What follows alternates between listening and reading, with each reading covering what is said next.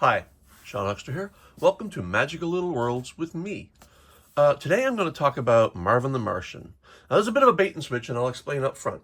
This is not the miniature little worlds I'm talking about. So this all began with my obsession with Marvin the Martian. Of course, I grew up with Looney Tunes, as a lot of people did my age, and one of the funniest and iconic and memorable series in the Looney Tunes cartoons was anything that featured Marvin the Martian. And there are some great ones. So I took it upon myself to model this. This is modeled from scratch. I modeled all the parts, everything, posed it, 3D printed it in multiple pieces, and it's one of my favorite things that I did. I model and 3D print toys. And while this is very delicate, the arms are spindly, the 3D printing, if I push this too far, it would snap. I don't sell these. A couple reasons, obviously licensing, and I just don't like to sell things that are easily broken. Although I don't mind making them and displaying them on my own and giving them out to friends maybe sometimes. But this is my Marvin the Martian. And using the head, I decided also to make a Pez dispenser. Since Pez never did make an official, as far as I know, never did make an official Marvin the Martian Pez dispenser, I did buy a custom-made one from somebody on eBay. But that was after I made this guy myself. And so this works. It's an actual Pez dispenser, and you can put candy in it, and the head does tilt down and do all the proper stuff. It's just a little mechanism in there. Once you get the mechanism in place, which fits, you can place any head you want on it, as long as it doesn't. As long as you make sure it fits the angles. And so why did I bring this up? Well, I'm going to put him here where you can still see him, and him here where you can still see him, because a few years back I bought this beautiful thing. Yes, it's a Marvin the Martian miniature toy set. A compact world, much like Polly Pocket, Mighty Max, obviously inspired by those things. This would not exist if, I'm just looking now to see who the manufacturer was.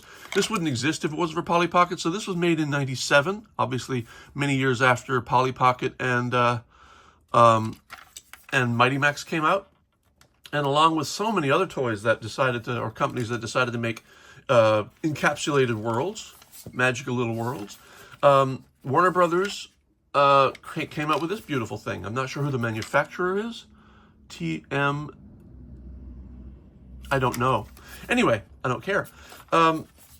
So how does it work? Well, you get your Centurion brush up here that very much looks like a broom, and of course that's what the cartoon was trying to get across.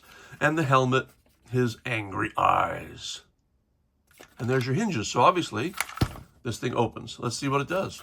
Now, I had a hard time closing this today to do this video because it's been on display so long that parts inside kind of warped into shape, and so I had to really cram them in there. But it does close. And I'm going to open up now, and you're going to see, yeah, look at that. So, and I think this is not supposed to come off for storage, but because of the warping of parts, I kind of had to for this. Also, it doesn't stand on its own very well, so I am going to bring in a little help. Maybe something like this, maybe? No, that's not going to work. Maybe a Polly Pocket Compact. There you go. I'll use the Dolphin Polly Pocket Compact because it just sort of happens to sit nicely on there. Now, what do we have? Well, you've got the Martian setting. You've got your Martian setting. You've got these little pink flowers everywhere. Over here, you've got this little rail, and this is a hatchway. If you remember the cartoon this is from, Bugs Bunny goes to Mars, meets the Martian, and the Martian creates these aliens, these little alien kind of bird-like things, almost like vultures, only they were green. And in the end of the thing, they all start pouring out because this factory that generates these things went on overdrive and just kept creating these. And I think they were made of little pills, and you add water, and they just sprout up, and it was brilliant. And because they got dropped down this manhole cover, I believe, it just exploded full of aliens. And then it was like, head for the hills. And so there's a little warning sticker there. I have to say, this is a remarkable shape. When I got it, it was in excellent shape. So here's a little storage container of pills that make the little Martians. You get your in and your out. And the funny thing, of course, is there's a little wheel on the back, and that makes the factory work. So see down here, you have the little pills which go into the factory, and what happens is then in here they grow up to be aliens, and then they come out here like an assembly line, like a rotary assembly line. And up here you've got a weapon. I completely forget what it does in the story, but a character could fit here. It doesn't swing out in any way, so it's kind of hard to get up and see what's up here, but the detail's rather nice anyway. You can pop this out if you wanted to, but I'm not going to. And of course, if you push this, it does launch a weapon. So, the other feature is in the story, well, this is the assembly line conveyor ramp, and this connects here. So you had to kind of jam it in here, and then it connects to the upper level here. Now, this is the reason why it was hard to close today, because this has been on display so long. This kind of warped in the open position. This is supposed to fold down fairly flat. It was kind of hard today because it kept springing back up. And of course, this is meant to go here and is intended as just a bridge bracer for the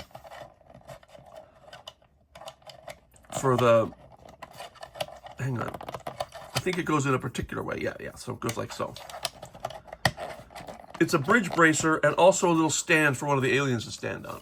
So it holds up the bridge, the conveyor slide, and has a little stand for Marvin to stand on and kind of supervise things. Now this, as I say, probably isn't supposed to come off, but it's one of those where the hinges just sort of, they're on there, you can pull it off easily. And I think the idea is it fits in like so, but like I said, I could not get it closed today because of the warping of some of the parts over time. And forgive any dust, this has been on display for many years on my shelf. Now, you might say, well, that's nice, but where are the figures?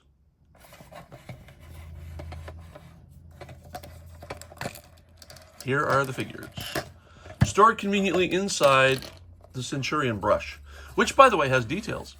So this is details of the factory that creates these aliens. Again, very much like Mighty Max. Details, paint in there. Now, they're not painted, but that's fine. The only problem, of course, is this makes the whole thing so top-heavy, it can't stand on its own, which is why I recruited some help from Polly Pocket. So what do we have for figures? Well, obviously, you got Bugs Bunny, who was a featured character in the story.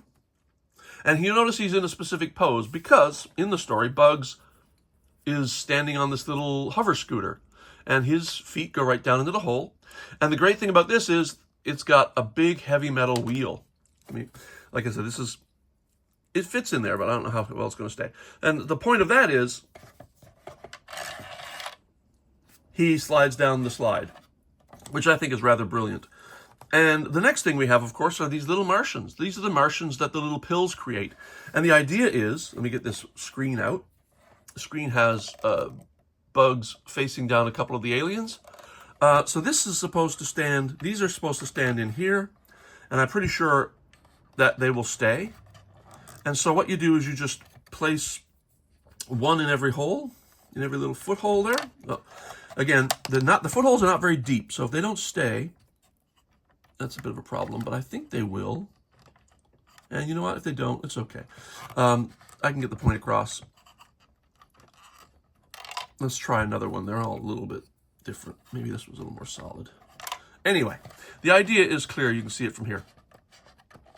And of course, you rotate that from behind. You don't have to rotate it from the front.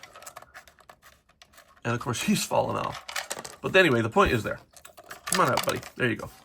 And of course, what would this whole set be without Marvin? Here he is, the cutest little Marvin you'll ever see. Is very detailed for its size. Oh, and here's Marvin's dog, his loyal hound. Just another companion character who features in the story. I just love this set.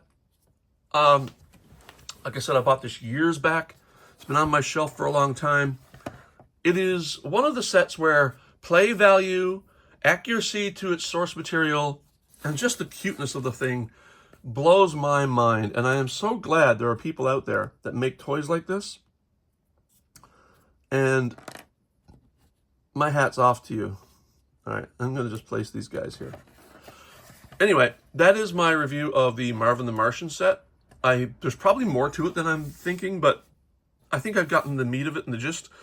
You can store characters down there. The aliens can pop out down here, because this is in the end when Bugs comes up from the manhole and the aliens are blowing up through there because the pills went down to the sewer and all got wet.